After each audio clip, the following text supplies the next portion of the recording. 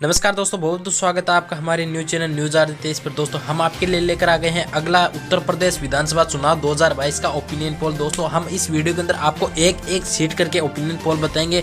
पूरी की पूरी 403 सीटों और ओपिनियन पोल हम आपके लिए लेकर आए। पूरी की पूरी सीटों का हम आपके लिए ओपिनियन पोल बताएंगे कि कौन सी पार्टी को सरकार बनाने में कामयाब हो रही है। क्या फिर से बीजेपी पार्टी सरकार बनाएगी या फिर अखिलेश यादव समाजवादी पार्टी के अखिलेश यादव अपने दम पर सरकार बनाएंगे, या बीएसपी या कांग्रेस कौन सी पार्टी का वहां पर मुख्यमंत्री आने वाले समय में हो सकता है।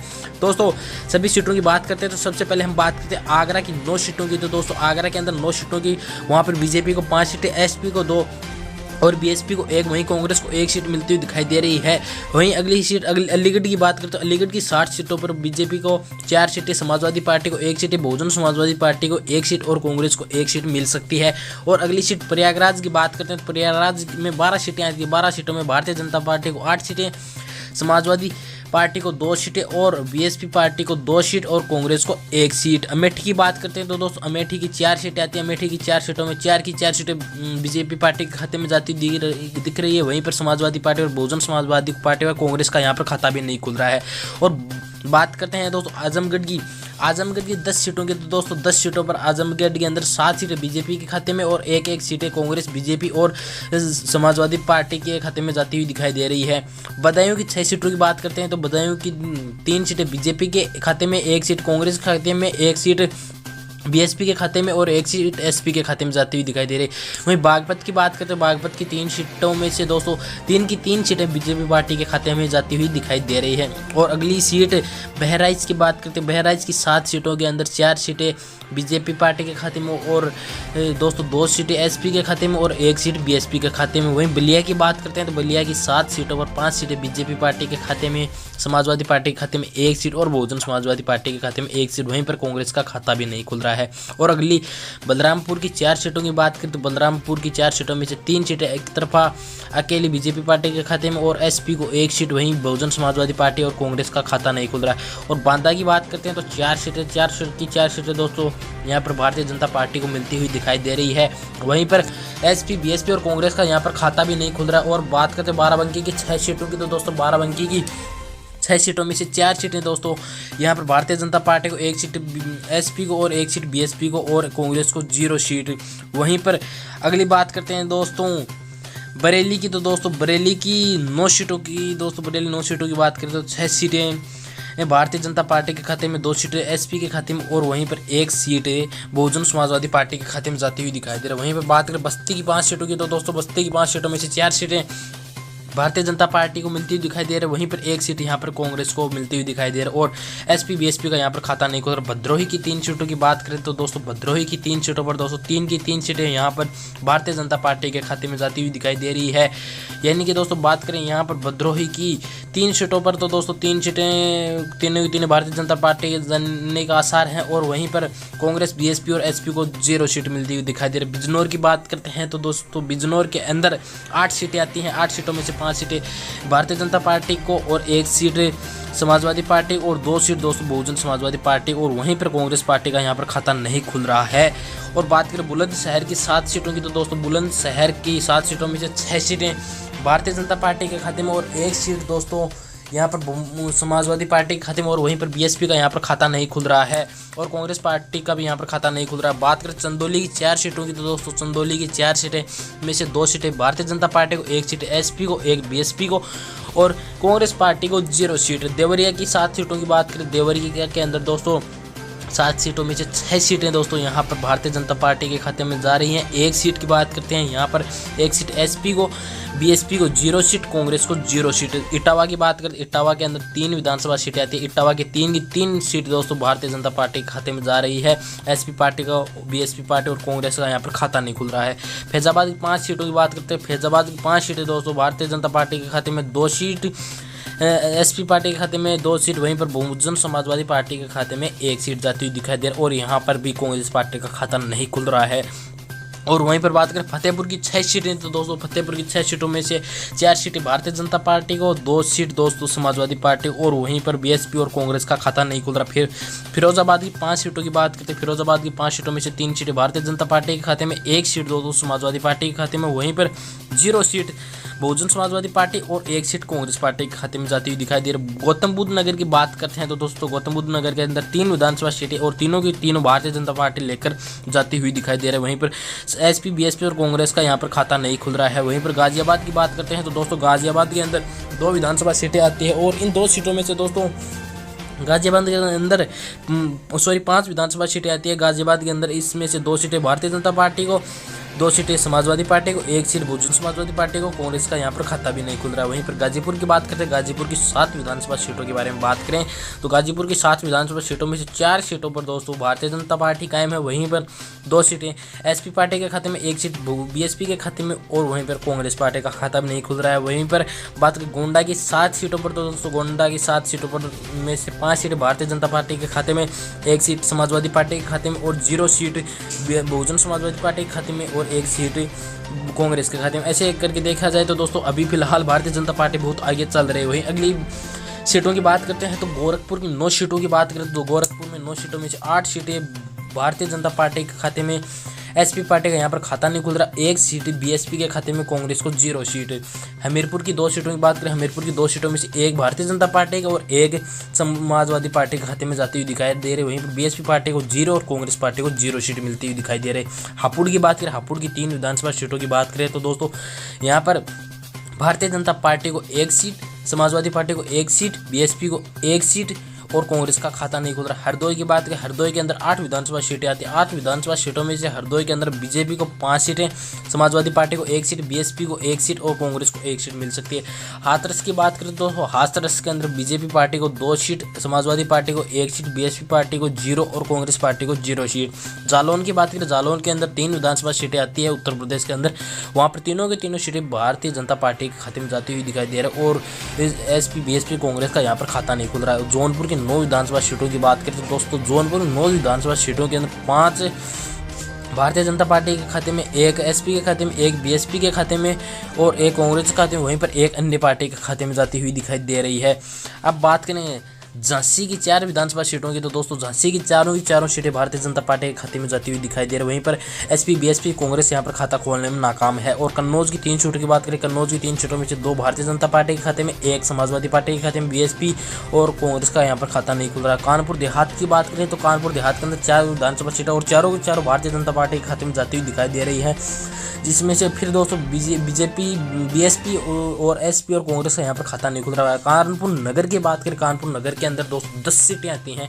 कानपुर नगर के 10 सीटों में से 6 सीटें भारतीय जनता पार्टी के खाते में, 1 सीट दोस्तों एसपी के खाते में, 1 बीएसपी के खाते में, कांग्रेस के खाते में 1, वहीं 1 अन्य पार्टी के खाते में जाती हुई दिखाई दे रही है। वहीं पर कासगंज की बात करें, कासगंज के 3 विधानसभा सीटों में से 2 भारतीय जनता पार्टी के, 1 समाजवादी पार्टी के, बीएसपी और कांग्रेस का यहाँ पर खाता नहीं खुल रहा है। कौशाम्बी की बात करें, कौशाम्बी के अंदर 3 विधानसभा सीटें आती है। कौशाम्बी के अंदर 3 विधानसभा सीटों में से तीनों की तीनों भारतीय जनता पार्टी के खाते में 0 एसपी और बीएसपी को 0 सीटें, कांग्रेस को भी यहाँ पर 0 सीट मिलती हुई दिखाई दे रही है। वहीं पर खीरी की बात करें तो खीरी के अंदर 8 विधानसभा सीटें आती है, जिसमें से 5 विधानसभा सीटें दोस्तों भारतीय जनता पार्टी के खाते में, एसपी के खाते में 1, बीएसपी पार्टी के खाते में 1, वह है अन्य पार्टी के खाते में 1 और कांग्रेस के खाते में 0 सीटें। कुशीनगर की 7 विधानसभा सीटों की बात करें तो दोस्तों कुशीनगर की 7 विधानसभा सीटों में 6 के लिए भारतीय जनता पार्टी, समाजवादी पार्टी को 0 सीट और बीएसपी पार्टी को 0 सीट, कांग्रेस को 1 सीट मिलती हुई दिखाई दे रही है। वहीं पर ललितपुर की बात करें तो 2 विधानसभा सीटें आती है ललितपुर के अंदर। ललितपुर की 2 विधानसभा सीटों में से 2 सीटें दोस्तों बीजेपी पार्टी के खाते में, समाजवादी पार्टी के खाते में 0 सीट, बीएसपी पार्टी के खाते में 0 सीट और कांग्रेस पार्टी के खाते में 0 सीट। वहीं पर लखनऊ की 9 विधानसभा सीटों की बात करें तो लखनऊ की 9 विधानसभा सीटों में से 7 सीटों पर भारतीय जनता पार्टी कायम हो सकती है और 0 सीट पर समाजवादी पार्टी, बीएसपी पार्टी को 1 सीट, वहीं पर कांग्रेस पार्टी 0 सीट। महाराजगंज की बात करें, महाराजगंज के अंदर 5 विधानसभा सीटें आती हैं, जिसके अंदर से दोस्तों बीजेपी पार्टी को 5 विधानसभा सीटें, समाजवादी पार्टी को 0 सीट, बीएसपी पार्टी को 0 सीट, कांग्रेस पार्टी को 0 सीट। महोबा की 2 विधानसभा सीटों की बात करें तो वहाँ पर 1 सीट बीजेपी को, 1 सीट एसपी को। वहीं पर बीएसपी और कांग्रेस का खाता नहीं खुल रहा है। मैनपुर की 4 विधानसभा सीटों की बात करें तो 2 सीट दोस्तों बीजेपी को, 2 सीट एसपी को। और वहीं पर यहाँ भी दोस्तों बीएसपी और कांग्रेस का खाता नहीं खुल रहा। मथुरा की 4 सीटों की बात करें तो मथुरा के अंदर 4 सीटों में से 3 सीटें दोस्तों भारतीय जनता पार्टी के खाते में, 1 सीट यहाँ पर समाजवादी पार्टी के खाते में जाती हुई दिखाई दे रही है। मऊ की 4 विधानसभा सीटों की बात करें तो मऊ के अंदर 4 विधानसभा सीटों में से 2 विधानसभा सीटें भारतीय जनता पार्टी के खाते में, एक सीट एसपी के खाते में और वहीं 1 सीट बीएसपी पार्टी के खाते में जाती हुई दिखाई दे रही है। और यहाँ भी दोस्तों भारतीय जनता पार्टी अभी बहुत आगे चल रही है। और बात करें दोस्तों मेरठ की 7 विधानसभा सीटों की, मेरठ की 7 विधानसभा सीटों में बात करें बीजेपी पार्टी को 4 विधानसभा सीटें, समाजवादी पार्टी का यहाँ पर खाता नहीं खुल रहा और वहीं बहुजन समाजवादी पार्टी का भी यहाँ पर खाता नहीं खुल रहा। वहीं पर यहाँ पर कांग्रेस पार्टी 3 सीटें लेकर निकल सकती है मेरठ के अंदर से। और मिर्ज़ापुर की 5 विधानसभा सीटों की बात करें तो 3 सीटें दोस्तों भारतीय जनता पार्टी के खाते में, 1 सीट दोस्तों एसपी के खाते में, 1 सीट दोस्तों यहाँ पर बीएसपी के खाते में जाती हुई दिखाई दे रही है। वहीं पर मुरादाबाद की बात करें, मुरादाबाद की 6 विधानसभा सीटें आती है। 6 विधानसभा सीटों में से दोस्तों यहाँ पर 2 सीट भारतीय जनता पार्टी को, 1 सीट बीएसपी को, 1 सीट दोस्तों यहाँ पर एसपी को और 2 सीट दोस्तों कांग्रेस को। वहाँ ही 1 सीट अन्य पार्टी के खाते में जाती हुई दिखाई दे रही है। वहीं मुजफ्फरनगर की 6 विधानसभा सीटों की बात करें तो 3 सीटें बीजेपी पार्टी के खाते में, 2 सीटें समाजवादी पार्टी के खाते में। वहीं पर बीएसपी और कांग्रेस का खाता नहीं खुल रहा और 1 सीट अन्य पार्टी के खाते में जाती हुई दिखाई दे रही है। पीलीभीत की दोस्तों 4 विधानसभा सीटों की बात करें तो पीलीभीत के अंदर 4 विधानसभा सीटें हैं।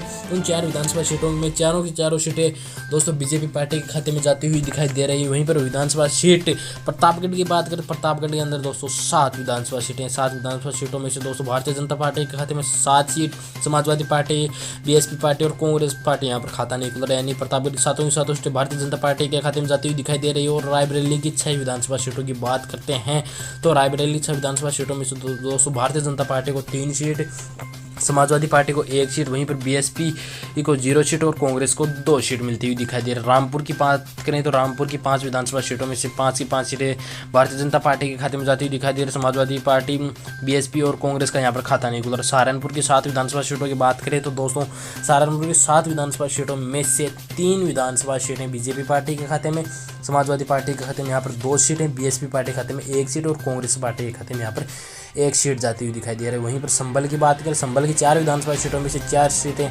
चारों की चारों सीटें दोस्तों भारतीय जनता पार्टी लेकर निकल रही है। और वहीं पर समाजवादी पार्टी, बहुजन समाजवादी पार्टी और भारतीय कांग्रेस पार्टी यहाँ पर एक भी सीट लेकर नहीं निकल रही। शाहजहाँपुर की बात करें तो दोस्तों शाहजहाँपुर की 6 विधानसभा सीटों में से 3 सीटों पर अकेले भारतीय जनता पार्टी, 2 सीटों पर समाजवादी पार्टी और 1 सीट पर बहुजन समाजवादी पार्टी और 0 सीट कांग्रेस पार्टी। शामली की बात करें, शामली की तो दोस्तों 3 सीटें आती हैं, वहाँ पर तीनों भारतीय जनता पार्टी के खाते में जाती हुई दिखाई दे रही है।